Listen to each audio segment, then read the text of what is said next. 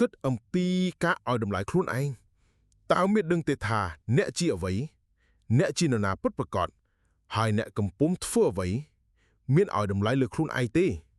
ជីវិតរបស់មនុស្សយើងពេលខ្លះមិនបានដឹងថាខ្លួនកំពុងធ្វើអ្វីទេថ្មីបេតាខ្លួនកំពុងធ្វើរាល់ថ្ងៃក៏ដោយការធ្វើអ្វីមួយត្រូវប្រើគំនិតឲ្យបានច្រើនកុំរវល់តែឆ្លក់រំវែងនឹងការប្រើកម្លាំងកាយនិងជំនាញដែលខ្លួនមានឲ្យសោះនោះណាមនុស្សភាគច្រើនតែងចង់មានតម្លៃក្នុងជីវិតប៉ុន្តែពួកគេបែរជាបន្ទាបខ្លួនឯងជាជាងលើកតម្កើងខ្លួនឯងទៅវិញតម្លៃរបស់មនុស្សបានមកដោយការលើកតម្កើងខ្លួនឯងមិនមែនបានមកពីការសុំពីអ្នកដទៃនោះទេការគិតគឺជាអ្នកកំណត់ជោគវាសនារបស់មនុស្សហើយក៏ជាអ្នកបង្កើតនូវទំហំនៃលទ្ធភាពរបស់មនុស្សផងដែរការដែលមិនអាចធ្វើអ្វីធំដុំបានមិនមែនមកពីគេគ្មានសមត្ថភាពធ្វើនោះទេប៉ុន្តែមកពីគេគ្មានការយល់ដឹងអំពីការប្រើគំនិតត្រឹមត្រូវមនុស្សភាគច្រើនប្រើគំនិតតូចទាបចង្អៀតចង្អល់ក្នុងការកសាងអនាគតដ៏ធំវាមិនអាចទៅរួចទេព្រោះតែកាលណាមនុស្សគិតតូចរូបគេក៏មានសកម្មភាពតូចដែរហើយក៏ទទួលលទ្ធផលតូចដែរគិតតូចធ្វើតូចបានតូចខ្លាចជាមនុស្សតូចនិទានអ្នកសុំទានអ្នកជំនួញវ័យក្មេងម្នាក់បានធ្វើដំណើរតាមរថភ្លើងនៅក្បែរទ្វារឡានរថភ្លើងមានអ្នកសុំទានម្នាក់ដាក់ផ្អើលនឹងកំប៉ុងខ្មៅដៃនៅខាងមុខអ្នកជំនួញវ័យក្មេងនោះបាក់ដាក់លុយ$10ទៅក្នុងផ្ដិលរួចឡើងរថភ្លើងទៅគាត់អង្គុយលើរថភ្លើងមួយសម្រក់ក៏បានចុះមកជួបអ្នកសុំទានម្ដងទៀតហើយបានសួរថាតើខ្មៅដៃនេះមួយដើមថ្លៃប៉ុន្មានអ្នកសុំទានបានឆ្លើយថាបាទលោកមួយដើមតម្លៃ$1អ្នកចំនួនវ័យក្មេងនិយាយបន្តទៀតថាមុននេះបន្តិចខ្ញុំបានដាក់ប្រាក់ក្នុងផ្ដិលនេះ$10ដូច្នេះខ្ញុំទ្រូយកខ្មៅដៃ10ដើមប្រធានក្រុមហ៊ុនវ័យក្មេងនោះបានសម្លឹងមើលភ្នែកអ្នកសុំទានរួចនិយាយថាមូលហេតុដែលខ្ញុំយកខ្មៅដៃនេះព្រោះអ្នកគឺជាអ្នកជំនួញ You are a businessman និយាយរួចហើយអ្នកជំនួញរូបនោះបានឡើងទៅលើរថភ្លើងទៅ6ខែក្រោយមកអ្នកជំនួញវ័យក្មេងនោះបានចូលរួមពិធីជប់លៀងហើយអ្នកសុំទានក៏បានចូលរួមដែរអ្នកសុំទានពេលនេះមិនដូចអ្នកសុំទានពីមុនទេអ្នកសុំទានពេលនេះស្លៀកពាក់ស្អាតបាតពាក់ក្រវ៉ាត់កពាក់អាវធំ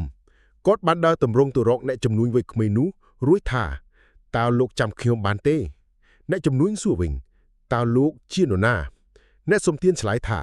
ខ្ញុំគឺជាអ្នកសុំទានម្នាក់ដែលលោកបានជួបកាលពី6ខែមុននៅក្បែរទ្វាររថភ្លើងនោះអីអ្នកជំនួញសួរចុះហេតុអ្វីបានជាលោកមិនទៅសុំទានទៀតថ្ងៃនេះ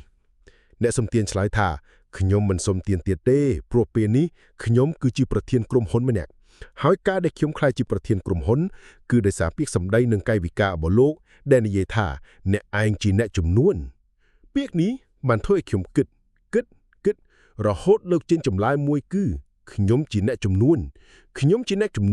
បើខ្ញុំជាអ្នកជំនួញហេតុអ្វីបានជាធ្វើជាអ្នកសុំទានទៅវិញហេតុអ្វីខ្ញុំមិនយកខ្មៅដៃនេះទៅធ្វើជាជំនួញលុះដល់ព្រឹកឡើងខ្ញុំចាប់ផ្ដើមបដូរពីទម្លាប់សុំទានទៅលក់ផ្ដៅគឺយកទៅលក់ឲ្យកូនសិស្សសាលាហើយលក់អស់ទិញថែមទៀតយកមកលក់បន្តទៀតឲ្យសិស្សនិស្សិតលោកគ្រូអ្នកគ្រូតូបមហាភុតបណ្ណាគារហើយពង្រីកការលក់រហូតបានបើកទៅជាបណ្ណាគារលក់សម្ភារៈសិក្សា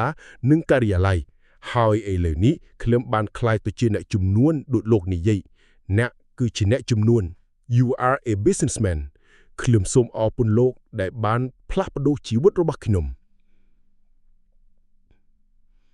គំនិតពិចារណា1មិនមែនមនុស្សមិនដឹងថាខ្លួនកំពុងធ្វើការងារដែលមានលក្ខណៈថោកទាបទេប៉ុន្តែពួកគេគិតថាខ្លួនមិនអាចធ្វើការងារណាផ្សេងដែលមានតម្លៃបានការដែលមិនអាចចាក់ចេញពីការងារថោកទាបមានឡៃគឺដោយសារតែចង្វាក់នៃគំនិតអវិជ្ជមានមើងងាយឬមិនឲ្យតម្លៃលើសមត្ថភាពរបស់ខ្លួនចូលឲ្យតម្លៃខ្លួនឯងឡើងវិញអ្នកសុំទាននិងអ្នកមានគ្មានលក្ខណៈណាខាត់ខុសគ្នាប៉ុន្មានទេជួនកាលអ្នកសុំទានមានរូបរាងកាយមាំមាន់ល្អប្រសើរជាងអ្នកមានទៅទៀតអ្នកសុំទាននិងអ្នកមានគ្មានលក្ខណៈណាខុសគ្នានោះទេប៉ុន្តែពួកគេមានគំនិតខុសគ្នាគំនិតគឺជាអ្នកកំណត់ជោគវាសនានៃមនុស្សហើយក៏ជាអ្នកបង្កើតនូវទំហំនៃលទ្ធភាពរបស់មនុស្សផងដែរការដែលមិនអាចធ្វើអ្វីធំដុំបានមិនមែនមកពីគេគ្មានសមត្ថភាពធ្វើនោះទេប៉ុន្តែមកពីគេគ្មានការយល់ដឹងអំពីការប្រើគំនិតត្រឹមត្រូវ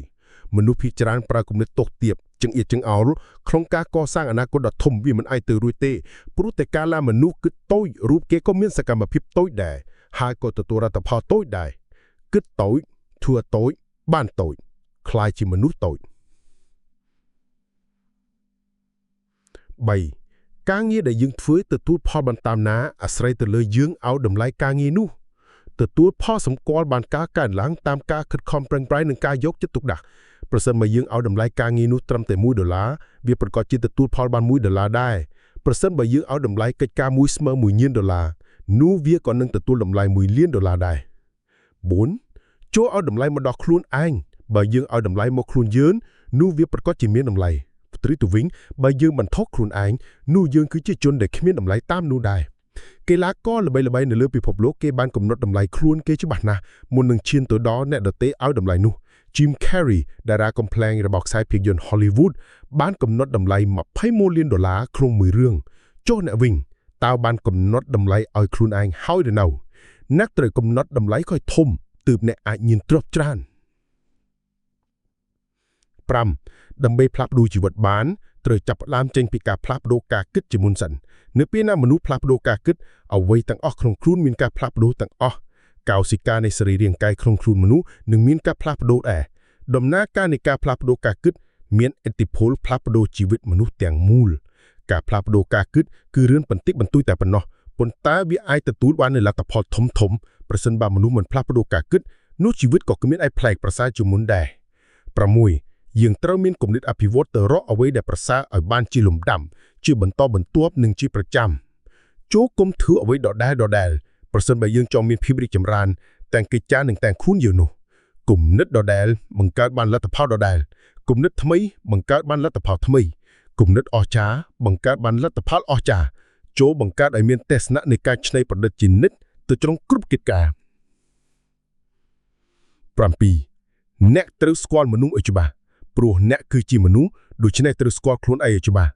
ពាក្យថាត្រូវស្គាល់មនុស្សឲ្យច្បាស់នៅពេលនេះសំដៅទៅលើការដឹងអំពីសក្តានុពលនិងភាពអស្ចារ្យរបស់មនុស្សហើយទាញវាយកមកប្រើកុំទុកឲ្យវាដុះស្រៀងចោលឥតប្រយោជន៍